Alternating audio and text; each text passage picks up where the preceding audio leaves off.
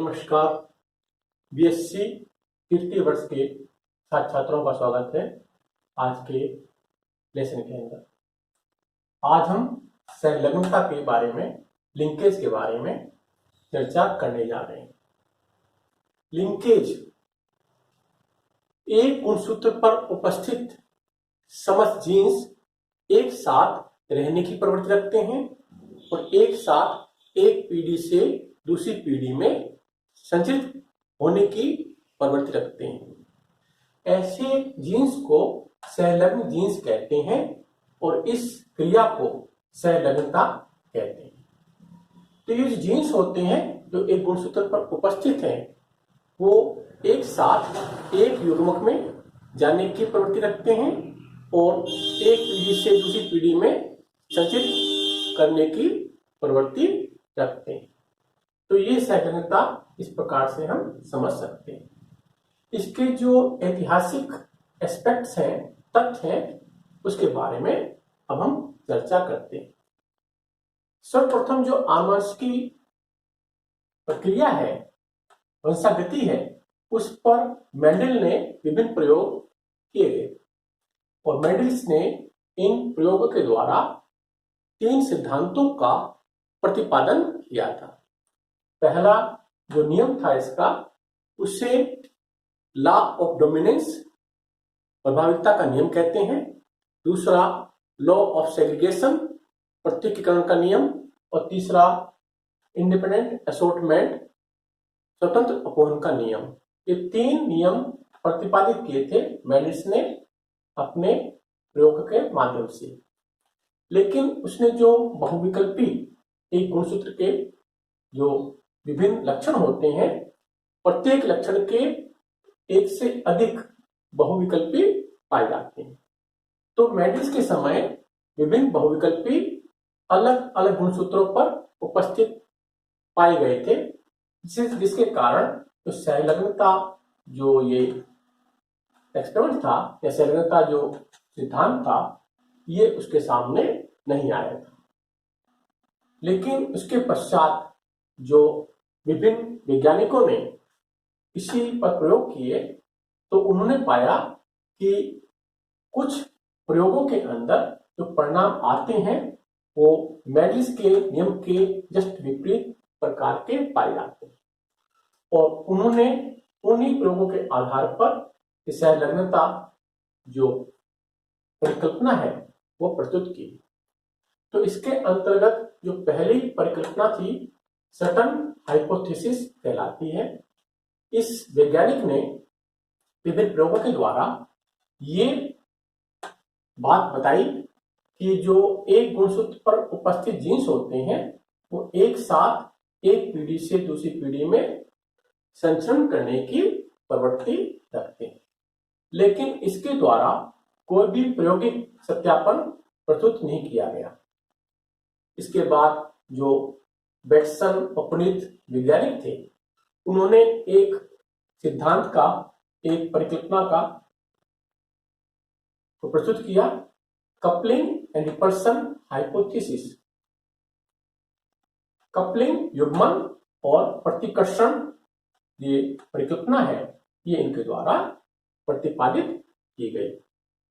जो बेटसन पुनीत वैज्ञानिक थे, उन्होंने एक मटर के पौधे पर प्रयोग किया और इन मटर के जो पौधे पर डाइहाइब्रिड जो द्विसंकरण प्रकार का जो इसने क्रॉस कराया और इसने 2 लक्षण लिए, एक तो पुष्प के रंग का और एक जो परागकण थे उसकी आकृति का। इसके 2 बहुविकल्पी पाए जाते हैं। इसमें जो पुष्प का रंग था, एक बैंगनी रंग का होता है और एक लाल रंग का होता है। और जो ये परागकण की आकृति होती है, एक लंबी आकृति के होते हैं, एक गोल आकृति के पाए जाते हैं। ये जो बैंगनी रंग का पुष्प है वह लाल रंग के पुष्प पर प्रभावी रूप में पाया जाता है, जबकि ये जो लंबी आकृति के परागकण का जो लक्षण है, ये गोल आकृति के जो परागकण होते हैं उस पर प्रभावी रूप से कार्य करता है। तो इसने दो पुष्पों के मध्य क्रॉस कराया। एक पुष्प बैंगनी रंग के फूल वाला और लंबे परागकण वाला था, दूसरा जो पुष्प पौधा था उसके पुष्प लाल रंग के थे और परागकण जो गोलाकार आकृति के पाए जाते थे। तो दोनों जो प्रभावी जीन्स थे इन लक्षणों के, वो एक पौधे में थे और दूसरा पौधा इन लक्षणों के रेफरेंस में रिसेसिव या प्रभावी रूप से पाया जाता था। तो प्रभावी पौधे का या प्रभावी पौधे के साथ इसने एक क्रॉस कराया। तो F1 जनरेशन के अंतर्गत इसको जो पौधे मिले सबके पुष्पों के रंग बैंगनी रंग के और जो परागकण की जो आकृति थी लंबापन पाया गया। तो ये जो प्रभावी जो जीन्स थे वो यहाँ F1 जनरेशन में अपने को प्रस्तुत करते हैं या प्रभावी लक्षणों को छुपा देते हैं। तो ऐसे पौधे F1 जनरेशन में यहाँ निर्मित हुए। उसके बाद इसने ये जो इस F1 जनरेशन का पौधा था इसका एक परीक्षण क्रॉस कराया एक रिसेसिव पौधे के साथ। ये जो रिसेसिव पौधा है इसके पुष्प लाल रंग के हैं और परागकण गोल आकृति के पाए जाते हैं। इनके साथ इसने एक परीक्षण क्रॉस कराया इस F1 जनरेशन पौधे का। अब इसको जो ये परिणाम प्राप्त हुए वो जो मेंडलिस का इंडिपेंडेंट असॉर्टमेंट का नियम था उसके जस्ट विपरीत प्रकार के पाए। यहां जो इसको रेशो मिले जिसके बैंगनी फूल और लंबे परागकण वाले जो पौधे थे उसको कुल पौधों में 7 मिले, और ये जो पेरेंटल कॉम्बिनेशन था लाल पुष्प और गोलाकार परागकणों का वो भी इसको 7 पौधों के रूप में प्राप्त हुआ।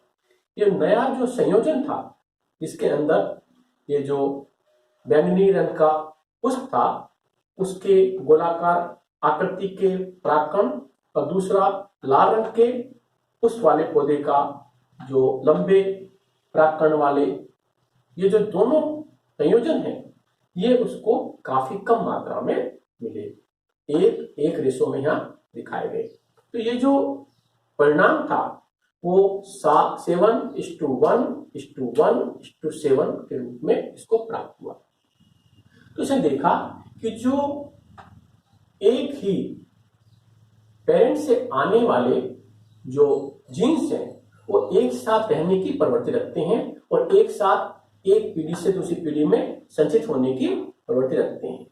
तो ये जो पर्पल लोन ये जो कॉम्बिनेशन है, संयोजन है, वो सबसे अधिक यहाँ भी उपस्थित पाया गया F2 जनरेशन के अंतर्गत।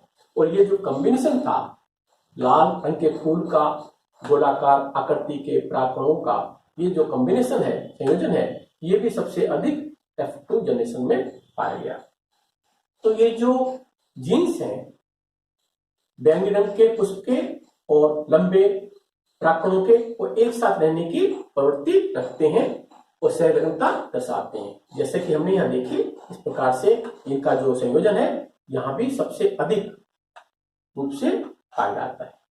तो उसने दो जो बातें कही अपने परिणाम के कंक्लूजन में। उसने कहा कि जो एक पेरेंट से आने वाले जो बहुविकल्पी हैं वो एक साथ एक पीढ़ी से दूसरी पीढ़ी में जाने की प्रवृत्ति रखते हैं, एक साथ एक युग्मक में जाने की प्रवृत्ति रखते हैं, और उसके बाद उनका संचरण होता है एक पीढ़ी से दूसरी पीढ़ी में, वो भी एक साथ ही पाया जाता है। तो ऐसे जो जीन्स होते हैं वो युग्मन जीन्स के रूप में पाए जाते हैं, इसे जीन्स का युग्मन कहते हैं। दूसरा उसने कहा कि जो जीन्स अलग अलग पेरेंट्स के हैं वो अलग अलग युग्मक में जाने की प्रवृत्ति रखते हैं और अलग अलग रूप से वंशाकृत होकर अलग अलग जो ऑफस्प्रिंग है उसमें संचित होते हैं। इसको उसने प्रतिकर्षण जो जीन्स हैं उसके बारे में इन्होंने व्याख्या की। तो दो प्रकार की व्याख्या थी उसकी, एक जीन युग्मन और एक जीन प्रतिकर्षण। तो उसने इस अपने सिद्धांत को इस प्रकार से समझाया। इसके पश्चात जो मॉर्गन वैज्ञानिक है उसने जो अपना कंसेप्ट है लिंकेज के संबंध में विभिन्न प्रयोगों के माध्यम से इस प्रकार से सूचित किया। उसने ये जो युग्मन है जीन्स का, उससे लिंकेज नाम दिया और उसके अनुसार जो समस्त जीन्स होते हैं जो एक ही गुणसूत्र पर उपस्थित है वो एक साथ रहने की और एक साथ एक पीढ़ी से दूसरी पीढ़ी में संचित होने की प्रवृत्ति रखते हैं और इन जीन्स को उसने संलग्न जीन्स के रूप में कहा और इस जो प्रक्रिया है इसे संलग्नता का नाम दिया मोर्गन के अनुसार। मोर्गन के जो सिद्धांत है उसके बाद गुणसूत्रीय सिद्धांत का प्रतिपादन किया गया और गुणसूत्रीय सिद्धांत के अनुसार जो विभिन्न प्रकार के नियम बनाए गए या बातें कही गई वो इस प्रकार से थी कि जो समस्त संलग्न जीन्स एक गुणसूत्र पर उपस्थित है वह एक रेखीय क्रम में पाए जाते हैं। ये जो समस्त संलग्न जीन्स होते हैं वह एक निश्चित क्रम में और पाए जाते हैं और उनका एक निश्चित स्थान होता है और निश्चित क्रम पाया जाता है एक गुणसूत्र के ऊपर। तो इस प्रकार से संलग्न जीन्स एक गुणसूत्र पर एक निश्चित क्रम में और निश्चित स्थान पर व्यवस्थित पाए जाते हैं।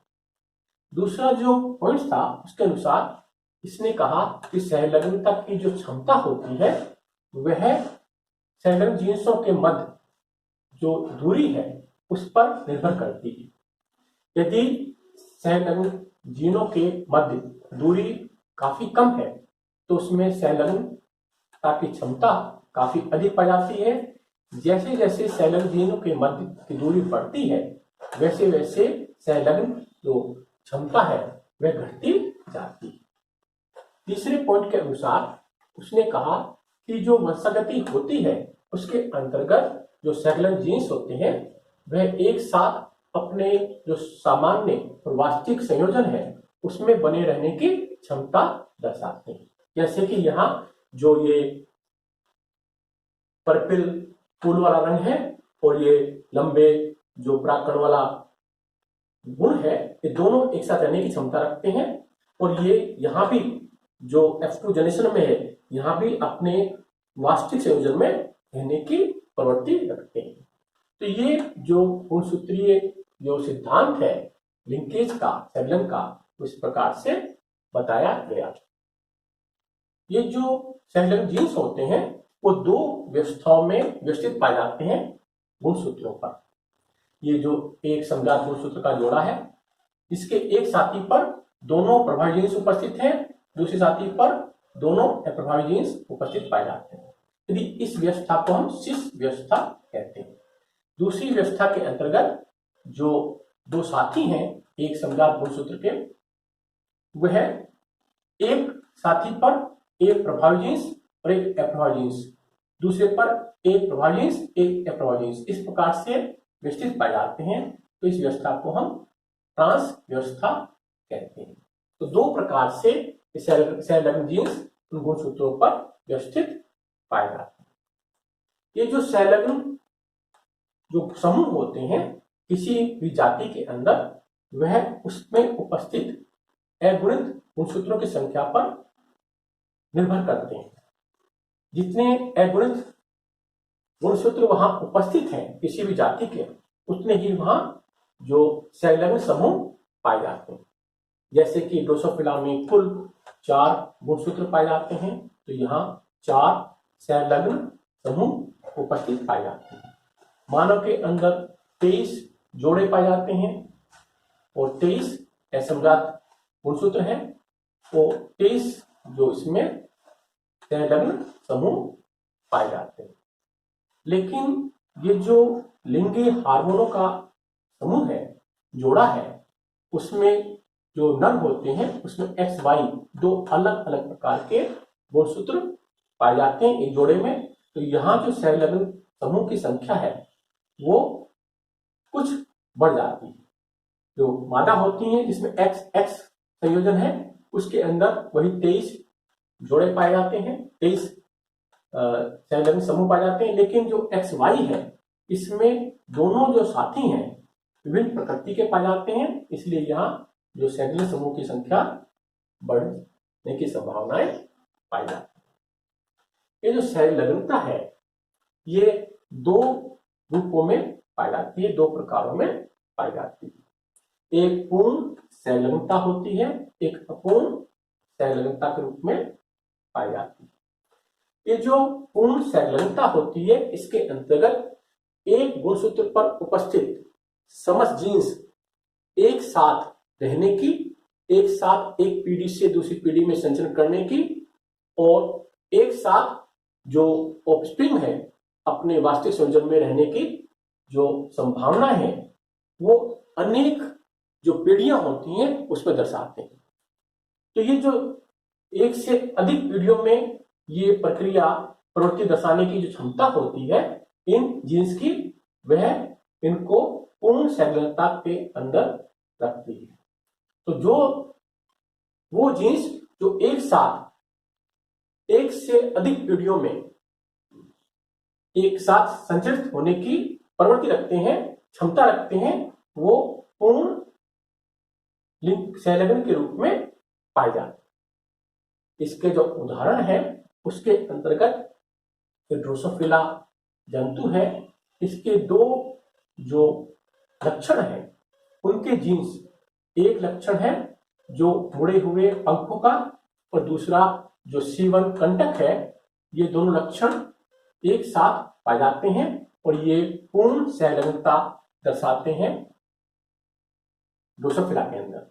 ये दोनों जो लक्षण है ये चौथे गुणसूत्र पर उपस्थित पाए जाते हैं। तो इनके अंदर पूर्ण संलग्नता का जो प्रवृत्ति है वो दर्शाई जाती है, क्योंकि ये अनेक पीढ़ियों तक एक साथ ही रहते हैं, एक साथ दर्शाए जाते हैं। लेकिन जो पूर्ण संलग्नता है ये काफी कम पाई जाती है प्रकृति के अंदर, क्योंकि जो क्रॉसिंग ओवर प्रक्रिया है इसके कारण संलग्नता की जो प्रतिशत है वो घट जाती है, संभावनाएं घट जाती है।